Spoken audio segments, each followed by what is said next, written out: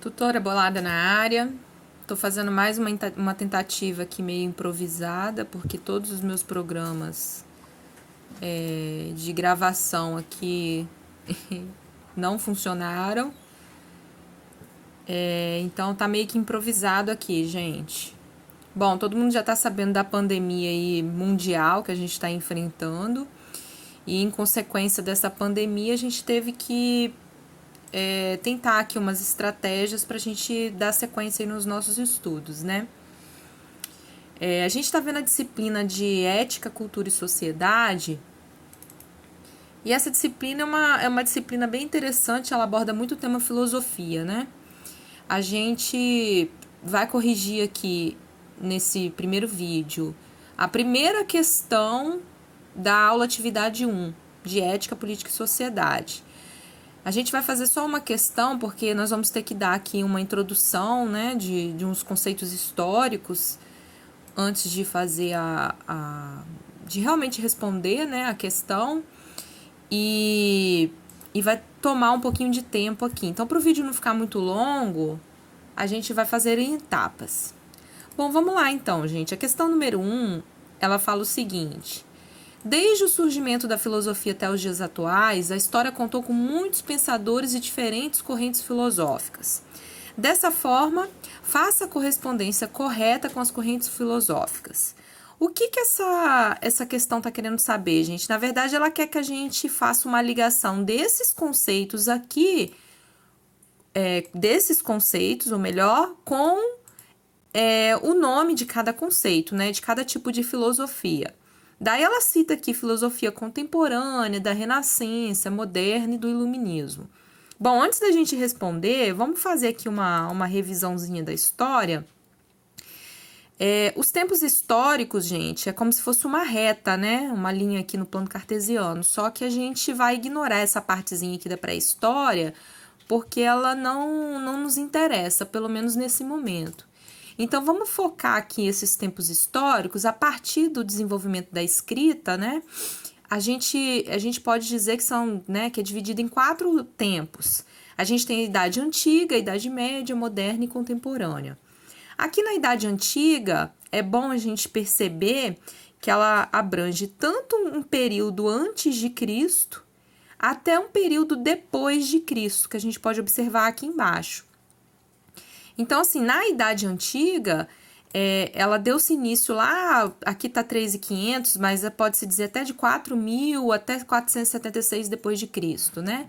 Então, ela deu início aqui em 3.500 antes de Cristo até 476 depois de Cristo, né? Depois a gente tem aí a Idade Média, que foi de 476 até 1453, a Idade Moderna, de 1453 a 1789, e a Idade Contemporânea. Já aqui na Idade Antiga, a gente teve grandes filósofos aqui representando, né, o pensamento filosófico da época. A gente pode citar Tales de Mileto, Pitágoras, Sócrates, Platão, Aristóteles, todos eles aqui da Idade Antiga. Né? Na Idade Média, a gente tem Santo Agostinho, São Tomás de Aquino, que também podem ser citados. Daí, gente, a gente tem que falar de um movimento bastante importante que aconteceu na passagem aqui da Idade Média para a Idade Moderna. Na passagem desses tempos históricos aqui, a gente teve o renascentismo, né? Também chamado de renascimento. Aqui, onde a gente teve o renascimento, a gente pode dizer que foi o quê? Durante o século XV, XVI e XVII, foi um período onde houve assim, muitas transformações, né? Tanto na cultura, na política, na religião, caracterizando ali a transição do feudalismo, que era praticado aqui na Idade Média, tá? Para o capitalismo, que teve seu início, né? Aqui nessa transição. Então, assim, nesse período também iniciou-se um abrandamento do dogmatismo religioso, que foi muito marcante na Idade Média, né? E do misticismo também, sobre a sociedade. Então, assim, nessa época do Renascimento, foram retomados conceitos daqui da Idade Antiga defendidos por Platão. Então, aqueles conceitos lá de Platão, de Aristóteles, foram retomados aqui no Renascimento. né? Então, assim, ele tomou, na verdade, começou a tomar corpo aqui, já defendido lá por Platão, o racionalismo. E o que vem a ser o racionalismo? O racionalismo é uma corrente filosófica, né? Que trata as ideias como parte o quê? Da razão, exclusivamente da razão. Então, o racionalismo, ele defende que todas as ideias que o ser humano tem, né, elas vêm da razão. Então, eles não admitem nenhum empirismo aí, eles não admitem como forma de conhecimento o empirismo. E o que é o empirismo? É aquele conhecimento que é advindo da experiência. Então, a gente tem aí duas correntes, né, antagônicas. O racionalismo, que defendia que a ideia vinha da razão, né, eles defendiam exclusivamente a razão, e o empirismo, que defendia que a ideia vinha da experiência de vida da pessoa, né? Então, para os racionalistas, assim, resumindo, todas as ideias tinham origem na pura racionalidade, né? E não era admitido qualquer elemento empírico, né? E já, por sua vez, o empirismo, né? Todo conhecimento era advindo unicamente da experiência. A partir do racionalismo, a gente também pode citar um novo movimento cultural que foi o iluminismo. Ele se desenvolveu lá na Inglaterra e na França, na Holanda, durante o século XVIII, né? Então, ele deu continuidade nas teorias das ideias centradas na razão e defendia ideais como progresso, liberdade, fraternidade e a separação da igreja e do Estado.